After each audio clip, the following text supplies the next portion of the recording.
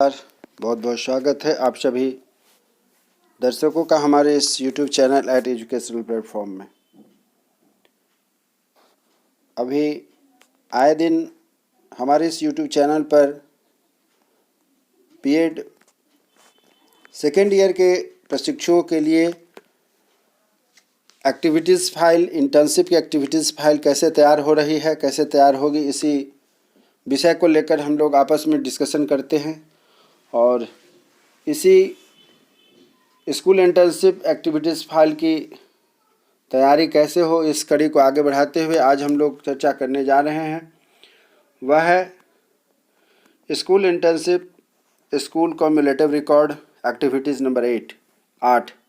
इस पर पहले हम लोग चर्चा कर चुके हुए हैं और इस चर्चा को आगे बढ़ाने से पहले एक बात कहना चाहता हूं कि यदि आप हमारे इस YouTube चैनल पे नए हैं तो कृपया हमारे इस YouTube चैनल को आखिरी तक देखें, जिससे कि हमारे इस YouTube चैनल के प्रयास को आप समझ सकें कि हमारा यह YouTube चैनल शिक्षा और रोजगार के क्षेत्र में जहां तक हो सकेगा हमेशा आप सभी प्रशिक्षुओं, विद्यार्थियों के लिए साथ में खड़ा होता है। और जो भी हमारे बीच ऐसी टॉपिक होती है जिससे कि बीएड, डीएलएड, एमएड से जुड़े हुए छात्र छात्राओं के भविष्य से, वर्तमान से और उनकी गतिविधियों से जुड़ा है, उस पर हम लोग चर्चा करते हैं। तो अभी बीएड सेकेंड ईयर के प्रशिक्षुओं के लिए जो यह अभी एक्टिविटीज़ फाइल तैयार हो रही है उस पर हम लोग चर्चा कर रहे हैं। और उस एक्टिविटीज़ फाइल की आज 8वीं एक्टिविटीज़ पर हम लोग चर्चा करने जा रहे हैं, वह है school internship school cumulative record. तो आप यदि इस फाइल को, इस एक्टिविटीज़ फाइल को अच्छे से तैयार करना चाहते हैं तो हमारे इस वीडियो को स्किप ना करते हुए आराम आराम से देखकर, समझकर, धीरे धीरे अगर इसको बढ़ाते जाएंगे, देखते जाएंगे, तो मैं उम्मीद करता हूं कि आप इस फाइल को बनाने में कहीं से कोई परेशानी की स्थिति ना रहेगी और आप आराम से इस फाइल को तैयार कर ले जाएंगे। चलिए आगे बढ़ते हैं, इसी उम्मीद के साथ कि आपको यह फाइल तैयार करने में कोई परेशानी नहीं होगी और आप इस फाइल को आराम से धीरे धीरे इस वीडियो को चला करके आखिरी तक देखेंगे तो निश्चित ही आप इसे तैयार कर ले जाते हैं। यदि आपके महाविद्यालय से मिला हुआ फाइल है तो उसके ऊपर का यह फ्रंट पेज है, जिसमें आप देख रहे हैं कि उस महाविद्यालय का परिचय है। यहाँ पर आप देख रहे हैं कि यहाँ पर एक्टिविटीज़ जो कराई जाएगी उसका परिचय है कि कौन सा एक्टिविटीज़ है, और नीचे में उस ट्रेनीज़ का, उस प्रशिक्षु का परिचय है कि name of the teacher trainees, section, registration number, university roll number, college roll number, name of the school जहाँ पर आप ट्रेनिंग कर रहे हैं और आपने कितने ऑब्जर्वेशन किए हैं उसका डिटेल्स इसके फ्रंट पेज में आपको भरना है। यह डिटेल्स जो आप देख रहे हैं यह महाविद्यालय से मिलने वाली यदि एक्टिविटीज़ फाइल है तो आप इस ढंग से तैयार मिलेगा, और यदि आपके महाविद्यालय से एक्टिविटीज़ फाइल नहीं दी गई है तो आप भी इसे इस प्रकार से डेकोरेट करके आप इस फाइल को तैयार कर सकते हैं। तो यह था फ्रंट पेज। अब आगे बढ़ते हैं, सेकेंड पेज में है, यह सर्टिफिकेट है जो कि आप टाइपराइटर में जा कर के किसी कैफ़े से इसको टाइप करवा सकते हैं। यदि आपको अच्छा लग रहा हो कि मुझे भी ऐसा सर्टिफिकेट मिले जिस पर कि इस एक्टिविटी संबंधी सारी डिटेल्स दिए रहेंगे जो आप यहाँ देख रहे हैं, इसको करवा लेने के बाद लास्ट में सिग्नेचर ऑफ द सुपरवाइज़र होगा, सिग्नेचर ऑफ हेडमास्टर होगा और साथ में सिग्नेचर ऑफ एक्सटर्नल जो होंगे उनका यह फाइल बन करके तैयार हो जाता है। यह दूसरा पेज है सर्टिफिकेट नंबर बनाने के लिए। तीसरा है इंडेक्स। इंडेक्स अभिप्राय यहाँ यह है कि इस कम्युलेटिव रिकॉर्ड को बनाने में कम से कम 5 एक्टिविटीज़ को आप बनाएंगे, कम से कम, अधिक से अधिक आप जितना अधिक से अधिक बना सकते हैं, या फिर आपके महाविद्यालय से जो एक्टिविटीज़ फाइल मिली होगी उसमें कितना स्पेस है, कितना उसमें एक्टिविटीज़ फाइल के रिकॉर्ड दिए गए हैं, उसके आधार पर आप इसको तैयार करेंगे। तो यह एक ब्लैंक है जिसमें सीरियल नंबर सबसे पहले दिया गया है, इसके बाद एक्टिविटीज़ नंबर के लिए टॉपिक दी गई है और थर्ड में पेज नंबर दिया गया है। जैसा कि हम सभी जानते हैं कि इंडेक्स के द्वारा पकड़ने में, समझने में आसानी होती है कि किस एक्टिविटीज़ को कितने से कितने पेज नंबर में किया गया है, उसके लिए यह इंडेक्स दिया हुआ है। इंडेक्स पे विषय सूची है जिसके आधार पर आप आसानी से एक्टिविटीज़ के जो रिकॉर्ड्स हैं उसको आप देख सकते हैं। इसी प्रकार एक्टिविटीज़ का जो ऊपर में आपने इंडेक्स देखा है वह ब्लैंक था आपको समझाने के लिए। यहाँ आप देख रहे हैं कि बना हुआ एक सैंपल है। सैंपल से अभिप्राय यह है कि हमने प्रयास किया है कि कैसे बनाना है उसका एक आपको गाइडलाइन दिया जाए। आप एक अच्छे स्टूडेंट होने के नाते आप उस फाइल को आप अपनी फाइल को बहुत अच्छे से बना सकते हैं। ऐसा नहीं है कि मैं जो बता रहा हूँ आप इसी को कॉपी कर सकते हैं या इसी टाइप से बना सकते हैं। आप एक अच्छे प्रशिक्षु हैं तो आप एक अच्छा फाइल रिकॉर्ड तैयार कर सकते हैं। तो यह हमारा प्रयास है कि आपको एक रास्ता बताना है, गाइडलाइन बताना है जिससे कि आप एक अच्छा रिकॉर्ड फाइल तैयार कर सकते हैं। आप चाहें तो इससे बेहतर बना सकते हैं, जैसा कि मैंने बार बार कहा है, आगे की भी मैंने एपिसोड में जो वीडियो था उसमें मैंने बताया था कि इसमें आप यह नहीं समझें कि यह जो मैं बता रहा हूँ यह फाइनल है। आप एक अच्छे प्रशिक्षक होने के नाते इससे भी बेहतर रिकॉर्ड बना सकते हैं। हमारा यह गाइडलाइन, यह प्रयास है कि आपको एक रास्ता बताऊं जिससे कि आप इस रास्ते पर चल के इससे बेहतर रिकॉर्ड फाइल को तैयार कर सकते हैं। तो यह था इंडेक्स। अब आगे हमारी एक्टिविटीज़ जो है उस पर चर्चा शुरू हो रही है, उस पर हम लोग ध्यान देंगे।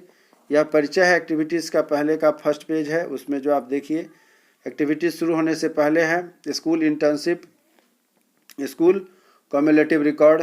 यह हमारा जो परिचय था एक्टिविटीज़ का। अब इसके आगे बढ़ते हैं। यहाँ आप देख रहे हैं कि यहाँ कम्युलेटिव रिकॉर्ड का अभिप्राय क्या होता है, यह बहुत सारे बच्चे नहीं समझ पाते हैं कि क्या होता है। तो यहाँ आप देख रहे हैं कि सबसे ऊपर में आपको दिखाया गया है एकेडमिक सेशन 2020-22 का यह छात्र है जिसका कि रिकॉर्ड आप देख रहे हैं। इसने अपना रिकॉर्ड तैयार किया था, आपके पास एक उदाहरण स्वरूप रखा गया है। आप इसको देखकर समझकर इससे बेहतर रिकॉर्ड आप तैयार कर सकते हैं। यदि आपके महाविद्यालय से यह फाइल मिली है तो आप इस आधार पर बनाएंगे, और यदि फाइल नहीं मिली है और आपको यदि बनाना है तो इसका गाइडलाइन लेकर के आप इससे बेहतर रिकॉर्ड फाइल बना सकते हैं। तो यहाँ पर जो हम आंकड़े जमा करेंगे, आंकड़े जो यहाँ दिखाए जाएंगे रिकॉर्ड फाइल में, वह मुख्य रूप से जो फोकस करता है वह यह है कि नंबर 1 कहता है कि विद्यार्थी के सामाजिक, आर्थिक और शैक्षिक पृष्ठभूमि से अवगत होना तथा उसके प्रति संवेदनशील होना। दूसरा पॉइंट होता है कम्युलेटिव रिकॉर्ड का, जो मुख्य रूप से अभिप्राय है कि विद्यार्थी के विकास के विभिन्न पहलुओं से संबंधित सतत आंकड़ों को एकत्रित कर उन्हें समझाना। और तीसरा जो अभिप्राय यह होता है कि विद्यार्थी के आगामी विकास में विद्यार्थी प्रोफाइल का उपयोग करके संदर्भ आधारित शैक्षिक योजनाओं का निर्माण करना।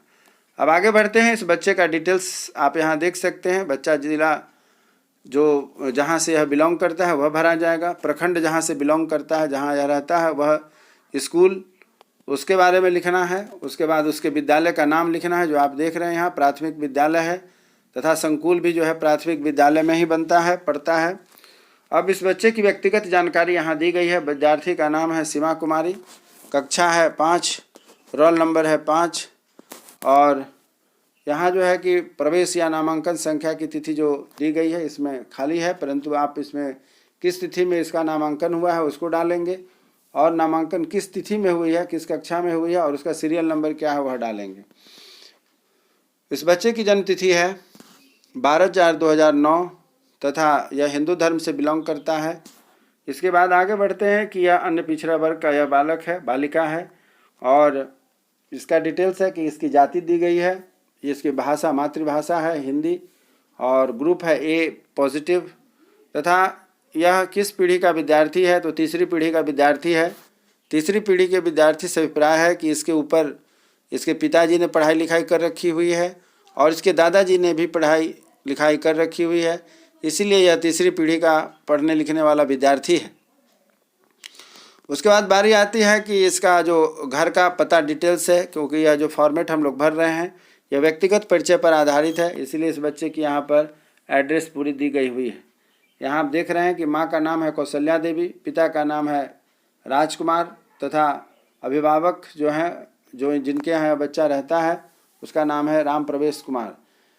एक और चीज़ साथ बताते चलना चाहता हूँ कि बहुत सारे ऐसे परीक्षार्थी या अभिभावक या बहुत सारे ऐसे छात्र छात्रा आप लोगों में से हैं जो नहीं समझ पाते हैं कि फिर पिता का नाम भी और अभिभावक का नाम भी है, यह दोनों कैसे पॉसिबल है। तो अभिभावक का मतलब क्या होता है और पिता का मतलब क्या होता है, इसको मैं थोड़ा स्पष्ट करना चाहता हूँ। अभिभावक का अर्थ होता है कि जो कि पिताजी की उपस्थिति में उस बच्चे का पढ़ाई संबंधित विशेष करके देखभाल करते हैं या फिर उसकी विभिन्न आवश्यकताओं की पूर्ति करने का प्रयास करते हैं। पढ़ाई का खर्च है, खान पान का खर्च है, रहने का खर्च है, विशेष जिम्मेवारी जो ग्रहण करते हैं पिताजी के अतिरिक्त, तो वैसे लोगों को हम अभिभावक के रूप में जानते हैं। तो बहुत सारे जो बंधु नहीं समझते हैं कि अभिभावक का मतलब क्या होता है, वह इस बात को समझ लें कि अभिभावक का मतलब होता है पिता के अतिरिक्त जो आपके बच्चों का भरण पोषण, पढ़ाई लिखाई एवं अन्य जिम्मेवारियों को पूरा करने में लगा रहता है, उनका सहयोग करता है, उसे हम अभिभावक के नाम से जानते हैं। तो यहाँ पर अभिभावक के रूप में राम प्रवेश कुमार जी हैं। दूसरा है विद्यार्थी की उपस्थिति रिकॉर्ड। स्कूल में जो बच्चा उपस्थित हो रहा है पूरे 1 साल की यहाँ पर लगभग यहाँ पर देख रहे हैं, 1 साल में अप्रैल से महीना शुरू होकर के वह मार्च तक 1 साल के अंतर्गत जो उसकी उपस्थिति है, वर्किंग डेज अलग है। यहाँ जो आप देख रहे हैं कि कुल जो कार्य दिवस है ऊपर दिखाया गया है और उसमें उसकी उपस्थिति कितनी है और 3 नंबर में उसने कितनी उपस्थिति दर्ज कराई। जैसे एक उदाहरण के लिए मैं बता रहा हूँ, अप्रैल में कुल 24 दिन स्कूल चला है, उसमें से 20 दिन उस बच्चे ने स्कूल अटेंड किया और उसकी उपस्थिति हो जाती है यहाँ पर 84 डेज हो गया। उसी प्रकार मई महीने में 25 दिन स्कूल चले हैं, उसमें से 24 दिन वह बच्चा उपस्थित रहा है, तो उसका रिकॉर्ड हो गया 96 डेज। इसी तरह जून में भी है, 25 दिन स्कूल चला था जिसमें से 23 दिन यह उपस्थित रहा और इसकी उपस्थिति होगी 92 डेज। जुलाई में भी 24 दिन इसका स्कूल चला था, वर्किंग डेज जिसको कार्य दिवस कहा जाता है, और उसमें से 21 दिन उपस्थित हुआ है, अर्थात 87% उसका क्या है कि रिकॉर्ड है। इसी प्रकार आगे आपको मार्च तक, अप्रैल से लेकर के मार्च तक का सारा रिकॉर्ड दिया गया है, जिसे आप यहाँ देख रहे हैं। तीसरा यहाँ पर है परिवार संबंधी जानकारी। परिवार संबंधी जानकारी में यह जो आप देख रहे हैं, परिवार की प्रकृति कैसी है, अर्थात यह बच्चा जो है कि संयुक्त परिवार में रहता है, एकल परिवार है और एकल अभिभावक है तथा कोई अन्य है तो इसमें आपको टिक लगाना है। तो यहाँ पर परिवार की प्रकृति जो है वह है संयुक्त प्रवृत्ति है। उसके बाद होता है कि परिवार के सदस्यों की संख्या 9 है, जिसमें 2 भाई हैं और 1 बहन है। तथा आवास का प्रकार कैसा है, तो पक्का का मकान है। तथा आवास की उपस्थिति कैसी है, तो यह यहाँ पर शहरी क्षेत्र में है यह व्यक्ति, और इसके माता पिता अर्थात उसकी पारिवारिक इनकम आमदनी जो है 30,000 रुपये पर महीना है। मासिक आय यहाँ पर जो जुटाने में परिवार के किन सदस्यों का प्रयोग रहता है, उपयोग हो रहा है, तो पिता तथा दादाजी दोनों मिलकर के काम करते हैं और इस तरीके से उनका परिवार चल रहा है। बीपीएल में है कि एपीएल में है, यहाँ पर कॉलम दिया गया है, परंतु इसमें इन्होंने स्पष्ट नहीं किया है। आप अपने रिकॉर्ड में बनाते समय इस चीज़ का ध्यान रखेंगे, अगर बना सकते हैं तो ठीक है, अन्यथा कोई बात नहीं। उसके बाद आगे बढ़ते हैं, परिवार के किस सदस्य को शैक्षिक योग्यता सबसे अधिक है, तो पिताजी की है। उसके बाद उस सदस्य में विद्यार्थियों की जो संबंध है, अर्थात उस बच्चे का और उसके पिता के बीच में जो है कि बेटा बेटी का संबंध है। और उसके बाद है कि उस सदस्य की शैक्षिक योग्यता कितनी है, अर्थात उसके पिताजी की शैक्षणिक योग्यता BA है। अब परिवार के अन्य सदस्यों से संबंधित यहाँ पर जो अपेक्षित सूचनाएं हैं उसके बारे में दी गई है। पिताजी की उम्र 40 वर्ष है, योग्यता BA है तथा व्यवसाय में कृषि है। माता 25 वर्ष की हैं और इंटर की पढ़ाई है तथा कुशल गृहिणी है। तथा अभिभावक जो उनका केयर करने वाले हैं वह है 55 साल के और उनकी पढ़ाई 10वीं की है। इसी प्रकार आगे बढ़ते हैं, हमारे पास रिकॉर्ड संख्या 4 है, पेज संख्या 8 है। इसमें मैं देखता हूं कि आपको यहाँ जो उपलब्ध कराया गया रिकॉर्ड वह है कि वर्तमान शैक्षिक सत्र की जानकारी, अर्थात उस बच्चे ने एक सत्र में जिसका वह छात्र है उसमें उसका क्या परफॉर्मेंस रहा है। तो विद्यार्थी के अब तक के शैक्षिक उपलब्धि पर टिप्पणी है। वह कहा गया है कि वह पढ़ाई गई बातों को ध्यानपूर्वक सुनती है और वह सभी बच्चों से मिलजुल करके रहती है। वह अपना गृह कार्य समय पर पूरा करती है। यह हो गया उसकी व्यक्तिगत जो शैक्षणिक उपलब्धि है उसके बारे में। उसके बाद है विद्यार्थी का लक्ष्य। विद्यार्थी का लक्ष्य है कि सीमा, जिस लड़की के बारे में हम लोग रिकॉर्ड तैयार कर रहे हैं, तो सीमा बहुत ही अच्छी छात्रा है और वह अपने जीवन में पढ़ लिख करके एक आदर्श शिक्षिका बनना चाहती है। तीसरा पॉइंट है कि विद्यार्थी के लिए अभिभावक का लक्ष्य क्या है, कि सीमा के अभिभावक उसे डॉक्टर बनाना चाहते हैं। और विद्यार्थी की रुचि का क्षेत्र जो है कि सीमा की रुचि पेंटिंग स्केचिंग में है। और उसकी शारीरिक बनावट जो यहाँ आप देख रहे हैं, शारीरिक आंकड़ा में उसकी लंबाई है, ऊंचाई है 4 फीट 1 इंच, लंबाई है 150 सेंटीमीटर, वजन है 25 केजी का और सीना है 36 का। इस प्रकार से आगे बढ़ते हैं। वह है कि स्वास्थ्य संबंधी जानकारी। तो क्या विद्यार्थी बीमार पड़ता है या पड़ती है? तो कभी कभार वह बीमार पड़ती है। सामान्य रूप से इसे बुखार या दस्त रहता है और विद्यालय से अनुपस्थिति होने का कारण क्या है कि कभी कभी वह बीमार पड़ जाती है। बाद बाकी रिकॉर्ड आप आराम से अपने स्तर से भर सकते हैं। उसके बाद है कि विद्यार्थी के स्वास्थ्य पर माता पिता और अभिभावक की टिप्पणी है कि मेरी बेटी बहुत कम बीमार पड़ती है और वह स्वस्थ एवं हृष्ट-पुष्ट है। आगे इसी प्रकार बढ़ते हैं। 9वां पेज है और रिकॉर्ड संख्या 2 है कि विद्यार्थी के स्वास्थ्य पर वरिष्ठ शिक्षक और शिक्षिका का क्या कहना है। तो सीमा स्वस्थ है, स्वास्थ्य के प्रति सजग रहती है और वह कभी कभार बीमार पड़ती है, अन्यथा वह स्वस्थ और स्वच्छ भी रहती है। दूसरा है कि विद्यार्थी के स्वास्थ्य पर चिकित्सक और पदाधिकारी का क्या कहना है। तो डॉक्टर का कहना है कि वह पूर्ण रूप से स्वस्थ है और उसे कोई घातक बीमारी नहीं है। मनोवैज्ञानिक आंकड़े में कहा जाता है कि वह एक आशावादी है, निराशावादी है। तत्क्षण इसकी जो याददाश्त क्षमता है, बुद्धि क्षमता है और सामाजिकता है, इस पर आप यहाँ देख रहे हैं कि यहाँ टिक लगाया गया है। उसके बाद है कक्षागत व्यवहार में कैसा उसका प्रस्तुति है, इस पर आप देख रहे हैं।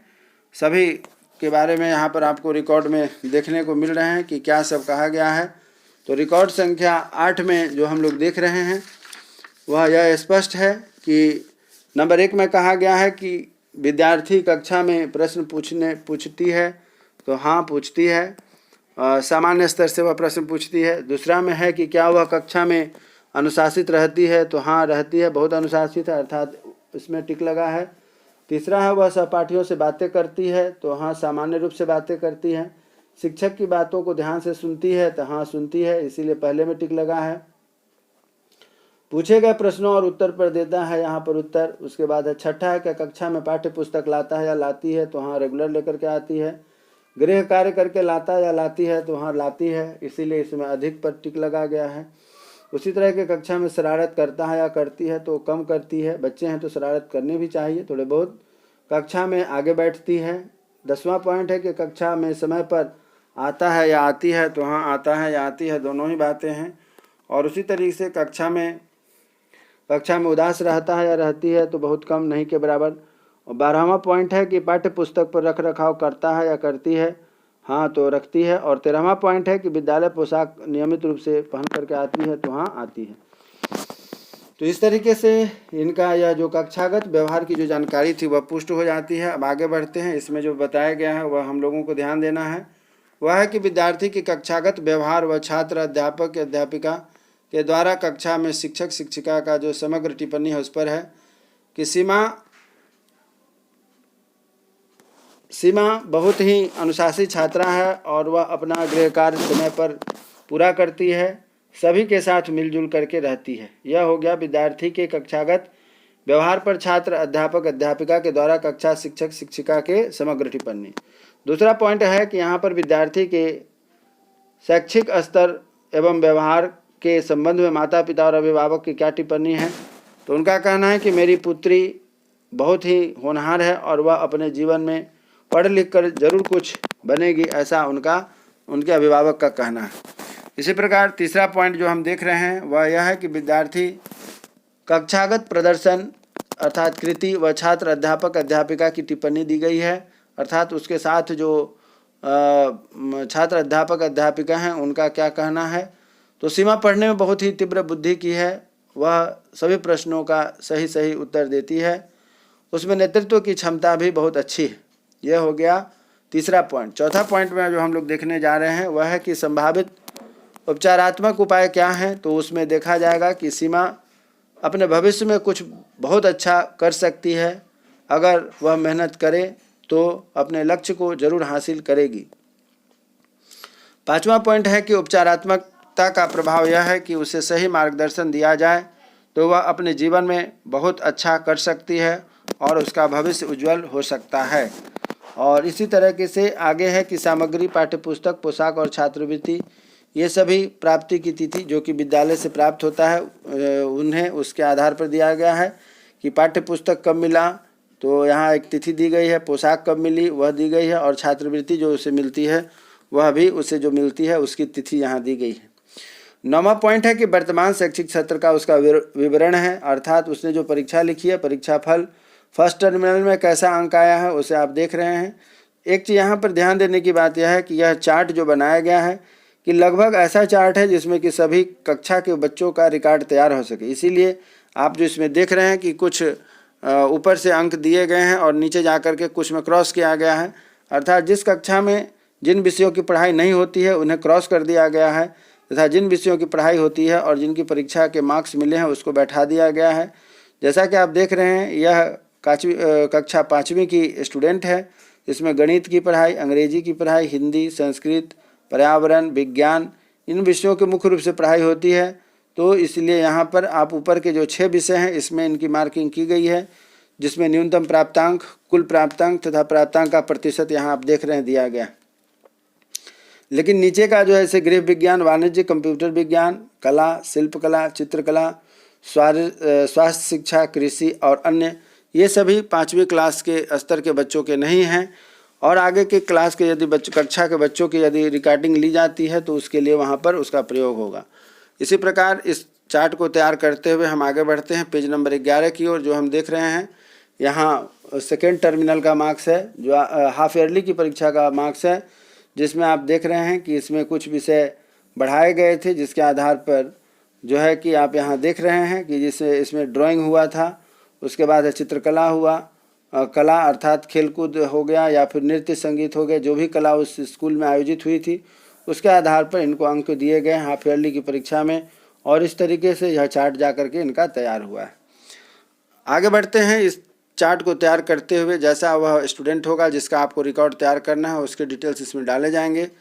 उसके बाद हम देखते हैं कि सेकेंड टर्मिनल में भी आप देख रहे हैं कि गणित, अंग्रेजी, हिंदी, संस्कृत, पर्यावरण, विज्ञान, यहाँ तक रिकॉर्ड दिया गया है। फिर गृह विज्ञान, वाणिज्य का रिकॉर्ड नहीं है, और कंप्यूटर विज्ञान है जिसमें कि अगर वहाँ पर पढ़ाई गई हो तो उस बच्चों का रिकॉर्ड दिया गया है, और आप भी इसी तरीके से जो रिकॉर्ड है उसको रखेंगे, जो नहीं है उसको हटा दिया जाएगा। इसी प्रकार देखते हुए एनुअल फाइनल की परीक्षा का रिकॉर्ड जो तैयार हो रहा है उसमें आप देख रहे हैं कि सभी विषयों का यहाँ पर रिकॉर्ड दिया गया, आउट ऑफ 100 में मार्किंग हुई है। जिन जिन विषयों में इन्हें परीक्षा हुई है उसके ऊपर में अंक बैठाए गए हैं, और जिन विषयों की परीक्षा नहीं हुई है उसको क्रॉस कर दिया गया है, अर्थात वह को काट दिया गया है, जिससे कि देखने समझने में कोई परेशानी ना हो। अब हम आगे बढ़ते हैं तो यहाँ पाते हैं कि जो आप देख रहे हैं वह है कि टेबल नंबर 10 अर्थात सह संज्ञानात्मक विकास से संबंधित टेबल पर हम लोग डिस्कशन कर रहे हैं। तो सह संज्ञानात्मक विकास से संबंधित यह जो टेबल है इसमें पढ़ाई के अतिरिक्त जो सामाजिक स्तर से हम लोगों ने जो सीखा है, समाज में कैसे रहना है, कैसे विकास करना है, उस पर आधारित इसमें विशेष करके जो पॉइंट्स हैं उस पर डिस्कशन किया गया है, जो पढ़ाई के अतिरिक्त का होता है, इसीलिए इसे नाम सह संज्ञानात्मक विकास संबंधित पक्ष दिया गया है। जिसे आप यहाँ देखेंगे तो पाते हैं कि नंबर 1 में है कि कला और शिल्पकला। कला और शिल्पकला से अभिप्राय यह है कि चित्रकारी के साथ साथ और भी कुछ हैंडीक्राफ्ट के सामान जो बनाए जाते हैं उसे हम कला और शिल्पकला में रखते हैं। समाज सेवा से अभिप्राय है कि दूसरों की मदद करना, कैसे हम छोटी सी उम्र में भी दूसरों को मदद कर सकते हैं, उससे रिलेटेड जो बच्चों को पाठ विद्यालय में समझाए जाते हैं, बच्चे उससे प्रयास करते हैं, तो ये सभी समाज सेवा के तहत आते हैं। उसके बाद है कि संगीत तो आप समझ ही रहे हैं क्या होता है, नृत्य भी आप समझ रहे हैं, खेलकूद भी समझते हैं, आपसी तालमेल और समन्वय भी देख रहे हैं, रुचि के क्षेत्र में विकास करना भी समझ रहे हैं। उसी प्रकार है स्वच्छता के प्रति जागरूकता होनी चाहिए, सृजनात्मकता भी होनी चाहिए, एवं इसके अतिरिक्त और भी कुछ विषय यदि विद्यालय में सिखाए जाते हैं, पढ़ाए जाते हैं, बताए जाते हैं तो उन सब चीज़ों पर हमें ध्यान देने की आवश्यकता है। अब आती है विशेष करके यहाँ पर 11वां है पॉइंट, हुआ है 11वां टेबल व्यक्तित्व विशेषताएं, अर्थात वह बच्चा जो यहाँ पर पढ़ रहा है, यहाँ पर पढ़ने वाले बच्चे जो है सीमा, उसके बारे में चर्चा हो रही है कि यहाँ पर सीमा के अंदर में आज्ञाकारिता कैसी है, जो उसका व्यक्तिगत पर्सनालिटी जिसको हम कहते हैं पर्सनल पर्सनालिटी, व्यक्तित्व का विकास कैसा हुआ है, आज्ञाकारिता कैसी है, नियमितता अर्थात विद्यालय रेगुलर आने का है, उसके बाद सहयोग की प्रवृत्ति अपने दोस्तों के साथ, मित्रों के साथ शिक्षकों के साथ, समाज में अपने भाई बहनों के साथ, उसी के बारे में यहाँ पर कहा गया है। सहयोग की प्रवृत्ति, कक्षा की सक्रियता अर्थात कक्षा में वर्ग में जो उसकी सक्रियता कैसे है, अन्य बच्चों के साथ मिली जुली हुई रहती है, उस पर यहाँ टिक लगाया गया है। उसके बाद अभिव्यक्ति से अभिप्राय है कि प्रस्तुति, वह झिझकती है, शर्माती है, संकोच करती है या अपनी बातों को बेझिझक अपने मित्रों के साथ, अपने टीचरों के साथ, शिक्षकों के साथ रखती है, तो इसे कहा जाता है अभिव्यक्ति। उसके बाद है छठा पॉइंट, वह है कि आत्मविश्वास, अर्थात जिस बातों को रखती है वह आत्मविश्वास से परिपूर्ण है या फिर भी उसमें झिझक होती है, उसमें दुविधा है, अतः उस चीज़ को हम कहते हैं आत्मविश्वास। सातवां है भावात्मक स्थिरता। भावात्मक स्थिरता से अभिप्राय है कि उसकी जो भावात्मकता है अर्थात उसकी भावना जो है वह कैसी है, स्थिर है या समय समय पर वैरी करती है, बदलती रहती है, और वह क्या है कि कभी परेशान रहती है या अपने दोस्तों के साथ उसका कैसा अटैचमेंट है, उसे कहा गया है भावात्मक स्थिरता। आठवां है कि उत्तरदायित्व की सूझबूझ, अर्थात जो उसे जिम्मेवारी दी जाती है घर बाहर स्कूल में या जहाँ कहीं भी, उस जिम्मेवारी को कैसे वह वहन करती है, इसलिए इस बात को कहा गया है कि भावात्मक स्थिरता के साथ उत्तरदायित्व का सूझबूझ। और जो सबसे लास्ट में है वह नेतृत्व क्षमता। नेतृत्व क्षमता कैसी है, तो वह बहुत अच्छी है, अर्थात यदि मॉनिटर है या क्लास में कोई जिम्मेवारी दी जाती है तो उसको वह बहुत अच्छे ढंग से उसको पालन करती है और उसका जब तक उसकी समाप्ति नहीं हो जाती अनुपालन करते हुए उसको अच्छे से नेतृत्व के साथ पूरा करती है। उसके अंदर एक लीडरशिप क्वालिटी है, इसे ही हम कहते हैं नेतृत्व करने की क्षमता। और आखिरी में आता है कि भाषा कौशल, अर्थात वह जो बात करती है उसकी भाषा कैसी है, वह किसी बात को धैर्य के साथ सुनती है या फिर बीच में ही बोल पड़ती है। जैसा कि सामान्यतः देखा जाता है कि बच्चे सुनते हैं कम, बोलने का ज़्यादा प्रयास करते हैं। तो जो अच्छे श्रोता होते हैं, जो अच्छे वक्ता होते हैं, उन्हें पहले अच्छा श्रोता बनना पड़ता है, अर्थात सुनने का, फिर उसके बाद बोलने का, फिर पढ़ने का और लिखने का। ये सभी भाषा के कौशल में उसके ऊपर कैसा विकास है उसको लेकर के यहाँ टेबल नंबर 12 पर हम लोग चर्चा कर रहे हैं। तो कैसा उसके अंदर डेवलपमेंट है उस पर हम लोग यहाँ देख रहे हैं और इसी चीज़ को यहाँ बताया गया है। तो है सुनना, बोलना, पढ़ना और लिखना। चलिए इसी चीज़ को आगे बढ़ाते हुए देख रहे हैं कि नामांकन संबंधी उपस्थिति तो कैसी रही थी उस पूरे सत्र में जहाँ पर यह क्लास चल रहे थे। तो 6 से लेकर के 12 तक के बच्चों को यहाँ पर दिखाया गया है, अर्थात यहाँ पर जो यह स्कूल है जिसमें यह विद्यालय चल रहा है वह एक प्रकार से समझिए कि हाई स्कूल है, तभी क्लास 6 से लेकर के 12 तक का रिकॉर्ड इसमें दिया गया है।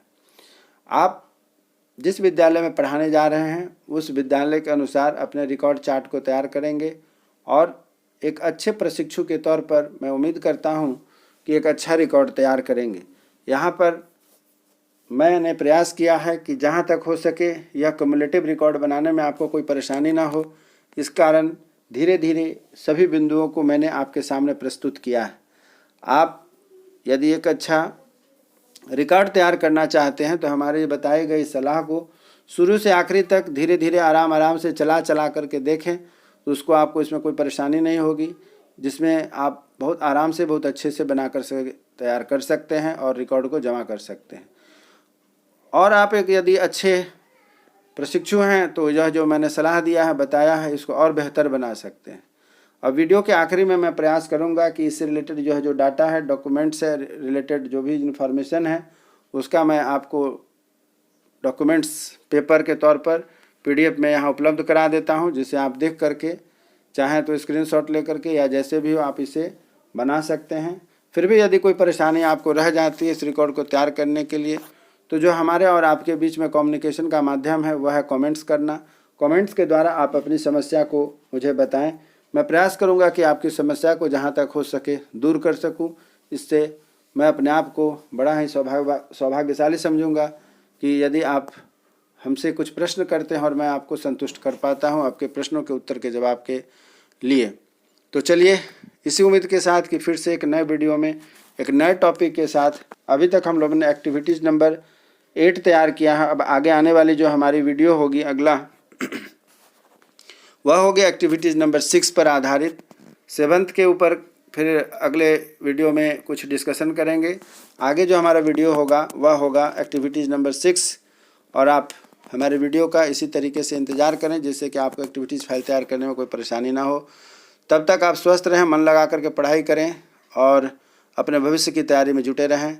इसी उम्मीद के साथ कि हमारी आपकी फिर से एक नए वीडियो में नए टॉपिक के साथ मुलाकात होगी। तब तक के लिए जय हिंद, जय भारत।